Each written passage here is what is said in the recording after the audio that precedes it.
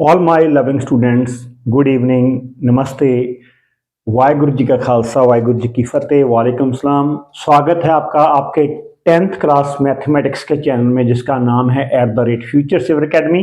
तो continue on the same basis, yesterday we have started the chapter number 3rd on which we have done the two type of method, elimination method and substitution method. So one more exercise based on this third chapter, chapter number 3, pair of linear equations. Let's start that equations. That chapter. So the sum we will start. So on comparing, just wait for a minute. On comparing, we have to compare. Question is on comparing chapter number 3 at the rate, channel name is @Future Saver Academy. Last तक भी इस video को देखना आपने, क्योंकि हमने पहले बताया था आपको ये 4-5 जो छुट्टियां आपकी बच गई हैं, 1 जुलाई से स्कूल ओपन हो रहे हैं, तो उसमें स्कूल में जाने से पहले ये जो पहले 5 चैप्टर है वो पूरी तरह रिवाइज कर देने हैं, जिससे हम चैप्टर नंबर 4 कर चुके हैं, चैप्टर नंबर 3 है।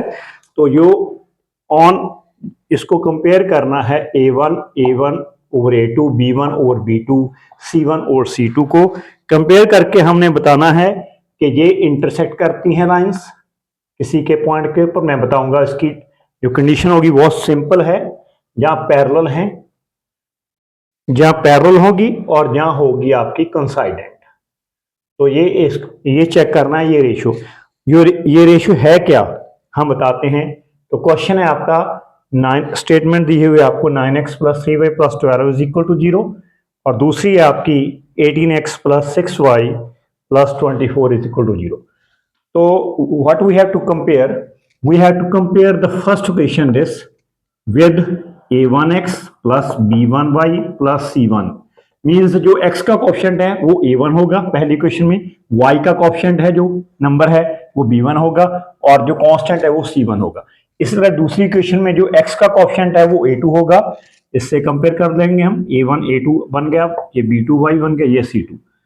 तो यहां पर ये बन गया x का कोएफिशिएंट a2, y का कोएफिशिएंट b2, और अगला कोएफिशिएंट c2 का क्या बन गया, कांस्टेंट बन गया। तो हमने a1 over a2, b1 over b2 ये रेशियो चेक करनी है। इसके बाद कंडीशन लगाएंगे, बहुत इजी है देखना। a1 कितना है आपका 9, a2 आपका है 18, b1 आपका है 3 और b2 आपका है 6, c1 आपका 12 और 24। ये कैंसिल होकर 9 9 2 18, 3 1 3 2 6, 12 1 12, 12 2 24, 1/2 1/2 1/2। तो तीनों ही इक्वल आ गए। मतलब कंडीशन क्या बन गई हमारी, को a1 ओवर b1 ये बन गया कि a1 over a2, b1 over b2 और c1 ओवर c2 इक्वल हो। और जब ये कंडीशन होती है तो उसे बोलते हैं कोइंसाइडेंट लाइंस। तो ये कोइंसाइडेंट लाइंस की कंडीशन बन गई हमारे पास, ठीक है। और साथ ही साथ मैं एक कंडीशन आपको, 2 कंडीशन बाकी बता देता हूं जहां पर आपने चेक कर लेनी है। तो वो कंडीशन ये है, अगर if student a1 over a2 not equal to b1 over b2, मतलब पहले दो इक्वल ही ना आए, दोनों ही ना इक्वल आए, c1 c1 की बाद में करेंगे। a1 over a2 b1 over b2 अगर ये इक्वल नहीं आए तो इसकी कंडीशन होगी आपकी इंटरसेक्टिंग लाइंस। और दूसरा आपका है लास्ट में थर्ड है आपका क्या है कि a1 ओवर a2 पहले दो इक्वल हो जाए b1 ओवर b2, लेकिन c1 ओवर c2 ये इक्वल ना हो, तो ये कंडीशन होगी आपकी पैरेलल लाइंस की, उसे बोलते हैं ये पैरेलल लाइंस। तो ये आपने चेक कर लेना है। तो ये आपका कंसेप्ट का क्वेश्चन है जो थर्ड चैप्टर में हम कर रहे हैं। इसके बाद स्टूडेंट हमने चेक करना है कंसिस्टेंट और इनकंसिस्टेंट। मतलब सम आपका यही टाइप का है, 2x - 3y = 8, 4x - 6y = 9। एक तो कंसिस्टेंट होता है, दूसरा इनकंसिस्टेंट। मैं बताता हूं अभी। आपने क्या करना है, ये इक्वेशंस को 2x - 3y 8 इधर आके -8 = 0 हो गया, और 4x - 6y - 9 = 0 हो गया। तो पहली इक्वेशन का जो a1 a2 a1 b1 c1 लिख लो। तो a1 आपका 2 आ गया, तो b1 आपका -3 आ गया, c1 इसका -8 आ गया। यहां पर भी आप ये सम में a1 a2 b1 b2 सभी लिख सकते हो। तो ऐसे ही आपका दूसरी इक्वेशन में b1 है आपका 4, सॉरी a2 है आपका 4, और नेक्स्ट है b2 आपका -6 और c2 आपका है -9। तो यहां पर आपने चेक करना है A1 A2 B1 B2 C1 over C2, ये चेक कर लो इसकी रेशियो इक्वल है कि नहीं। B1 A1 आपका है 2/4 हो गया ये A2, और -3/6 हो गया ये C1 ओवर C2 -8 ओवर -9। तो ये देख रहा है कि हम ये इक्वल है दोनों, 2 1 2 2 4, फिर माइनस कैंसिल, 3 1 3 3 2 6, ये कैंसिल और नहीं है, 8/9 ही रहेगा। तो 1/2 और ये 8/9 इक्वल नहीं है। तो ये कंडीशन है A1 over A2 is equal to B1 over B2 not equal to C1 over C2।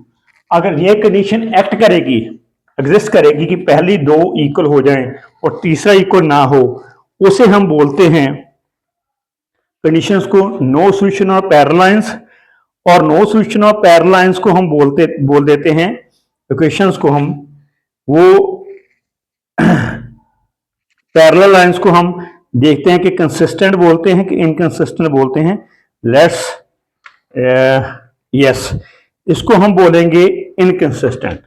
तो पैरेलल लाइंस की कंडीशन है, ये हमने बताई थी आपको पैरेलल लाइंस की, और इसका दूसरा नेम क्या है, ये इनकंसिस्टेंट होता है। मतलब इसका सॉल्यूशन जो है वो प्रॉपर सा नहीं होता, वो उसमें सर्टेनिटी नहीं आती, पक्कापन नहीं आता उसमें। तो ये बन गया आपका ऐसे ही इनकंसिस्टेंट का। तो कंसिस्टेंट और इनकंसिस्टेंट ऐसे ही निकलेगा। और आपको मालूम होना चाहिए कि इनकंसिस्टेंट और कंसिस्टेंट में और इसके अलावा क्या है, अगर आपका जो यूनिक सॉल्यूशन होगा ना, इंटरसेक्ट करेगा एट ए पॉइंट, यहां पर देखना है आपने, इंटरसेक्ट एट पॉइंट करेगा, ये कंडीशन, ये दोनों तीन इक्वल होने के कारण ये होगा आपका कंसिस्टेंट। तो आगे वाला सम हम कर रहे हैं जो very important sum, in this sum is based on the may be there is a graph in that sum. तो हमने ग्राफ भी चेक करना है। तो ये लेट्स स्टार्ट दिस वन। तो लास्ट तक देखना प्लीज आप। तो यहां पर आपका है, आपके पास x minus y is equal to 8 है, और दूसरा आपके पास 3x माइनस 3y कितना है, 16। तो ये सॉल्यूशंस इसको चेक करने के लिए, तो क्वेश्चन की स्टेटमेंट अच्छी तरह से समझना आपने। क्वेश्चन है यहां पर कि यहां पर चेक करो ये कंसिस्टेंट है या इनकंसिस्टेंट है। तो हमने A1 A2 B1 B2 C1 C1 C2 की रेशियो चेक कर लेनी है, कंसिस्टेंट और इनकंसिस्टेंट। उसके बाद आपने अगर कंसिस्टेंट होगा तो ग्राफिकली इसको सॉल्व करना है। तो हमने क्या करना है student, x minus y -8 equal to 0 उधर ले गया, और 3x minus 3y change 16 to the left hand side, it is become -16। तो A1 आपका A1 ओवर A2 मैं सीधे लिखता हूं, B1 ओवर B2 और C1 ओवर C2 को चेक कर रहा हूं मैं। A1 आपका x का कोएफिशिएंट है, इसके पास कुछ नहीं लिखा तो 1 हो गया आपका। A2 यहां पर है दूसरी कोएफिशिएंट x का 3 हो गया। ये B1 आपका है -1, ये आपका हो गया -3। C1 आपका है -8, ये हो गया आपका -16। तो माइनस माइनस कैंसिल, ये दोनों इक्वल आ गए, 1/3 और ये इक्वल नहीं आया, 1/2 बन गया, 8 1 8 8 16 -1 कैंसिल। तो ये इक्वल आ गए, मतलब A1 ओवर A2 आपका B1 ओवर B2 और C1 ओवर C2 को इक्वल नहीं है, क्योंकि ये 1/2 है। तो अगर इक्वल नहीं है तो वो कंडीशन क्या होती है, इनकंसिस्टेंट, उसे बोलते हैं इनकंसिस्टेंट सॉल्यूशन आ गया है हमारा। अगर कंसिस्टेंट आ जाता तो हम ग्राफिकली सॉल्व करते हैं। तो हम कंसिस्टेंट सॉल्यूशन वाला एक सम करेंगे जिसमें आपको ग्राफ भी क्लियर हो जाएगा। और बहुत सारे बच्चों को मुझे मालूम है ग्राफ के पॉइंट्स क्लियर होते हैं, लेकिन कभी कभी वो प्रॉब्लम में फंस जाते हैं कि ऐसे ग्राफ कैसे बनेगा। तो ग्राफ वाला क्वेश्चन हर टाइम आपको किसी भी फॉर्म में पेपर में आ सकता है आपके। तो हम सॉल्व करते हैं, तो वो देखेंगे जैसे हमने सॉल्व करके स्टूडेंट देखना है कोई भी सम जो हमारा इसकी ये फॉर्म में आएगा। हाँ, अब देखते हैं इसको।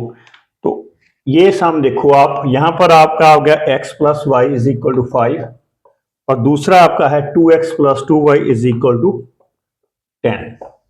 हाँ जी, तो ये देखो आप, इसको समझना अच्छी तरह से। A1 over A2, B1 over B2 और C1 ओवर C2 को कंपेयर करो। x का कोएफिशिएंट 1 हो गया, A1 हो गया ये 1, x का कोएफिशिएंट ये 2 है, 1/2 B1, x का y का कोएफिशिएंट आ गया 1, ये आ गया आपका 2, और ये आ गया 5/10, तीनों इक्वल आ गए, ये 5 1 5 5 2 10 हो गए, ठीक है ना। तो 1/2 1/2 1/2 ये इक्वल हो गए, मतलब A1/A2 B1/B2 और C1/C2 आपके इक्वल आ गए। तो ये आ गया आपका क्या आ गया, कंसिस्टेंट सॉल्यूशन। और कंसिस्टेंट सॉल्यूशन के लिए इसको सॉल्व करना ग्राफिकली, तो मैं आपको ग्राफ बनाकर दिखाता हूं। यहाँ पर ये मैं इसका सॉल्यूशन जो ग्राफ का है, तो यहाँ पर x + y = 5 लिखता हूं, और x आपके जगह पे लिखूंगा मैं 5 - y, y मैं +y का उधर ले लूंगा, और मैं 2-3 वैल्यू यहाँ पर लिख दूंगा, ताकि आपके 3 वैल्यूज ले लोगे आप और इसको सॉल्व कर लेंगे। तो यहाँ पर x आ गया, यहाँ पर y आ गया। y की कोई भी वैल्यू ले लो आप, जहां में x की वैल्यू होल नंबर है, पूरी वैल्यू है, जैसे 1 2 3 4 5 6, ठीक है ना। तो y आपका आ गया, सपोज करो 0, तो 5 में से 0 गया, 5 में से 0 यहाँ पर गया, 5 ही रह गया। y आपका 1 आ गया, x 5 - 1 कर दो आप, यहाँ पर 4 आ गया। y आपका 2 सपोज कर लो, और x आपका आ गया 3। ये सोल्यूशन हो गया आपके x + y = 5 के इक्वेशन। और दूसरा भी ले लो आप, 2x + 2y = 10 है, ठीक है ना। तो यहां पर 2x कितना आ जाएगा आपका, 10 - 2y, transpose 2y to the right hand side, that becomes -2y, and x = student 10 - 2y / 2, that is equal to this one. और आप इसको ऐसे लिखते हो, 10/2 कर दो अकेले को, 10/2 कैंसिल होकर 5 आ जाएगा, 2 कैंसिल होकर ये भी आ गया, सेम ही आ गया, x = 5 - y। तो सेम ही इसकी वैल्यूज सेम ही आएंगी, ये आपकी वैल्यूज जो है वो सेम ही आ गई, जो x y 5 0 4 1 3 2। अब इसके लिए ग्राफ के लिए करना क्या है, तो मैं शॉर्ट में बताता हूँ आपको।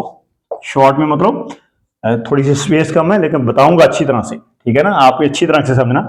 यहाँ पर x आपका 5 है, तो आप इधर x, जो x की लाइंस होती हैं या पॉजिटिव 1 2 3, 1 सेंटीमीटर का डिफरेंस आपने ले लेना स्केल की मदद से। यहाँ पर माइनस की होती है x की वैल्यू, यहाँ पर x डैश होता है ना, यहाँ पर x होता है, और यहाँ पर y के ऊपर को प्लस की वैल्यूज और y डैश के नीचे को माइनस की वैल्यू। यहाँ पर y की आ गई 1 2 3 4 ऐसे।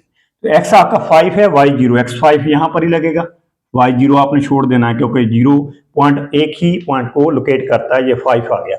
x 4 है, y 1 है, x 4 यहाँ पर, y 1 यहाँ पर, 4 यहाँ पर, 1 यहाँ पर लगा आपका 4 1। तो आप लिख भी सकते हो यहाँ पर 5 0, यहाँ पर आ गया 4 1। यहाँ पर आगे क्या है 3 2, यहाँ पर x है, x 3 है, y 2 है, यहाँ पर आ गया 3 2।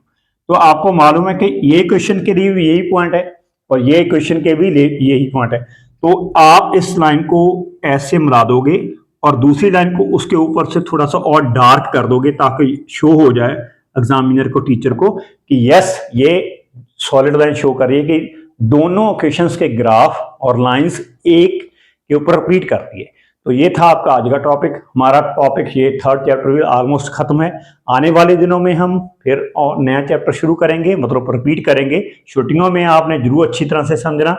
आपके चैनल @FutureSaver Academy को सब्सक्राइब कर लीजिए, आपके लिए बहुत इंपॉर्टेंट है। अगर कुछ नहीं समझ लगा तो कमेंट बॉक्स में जाकर मुझे जरूर बताइए। तब तक के लिए students, have a nice day, nice night, thank you.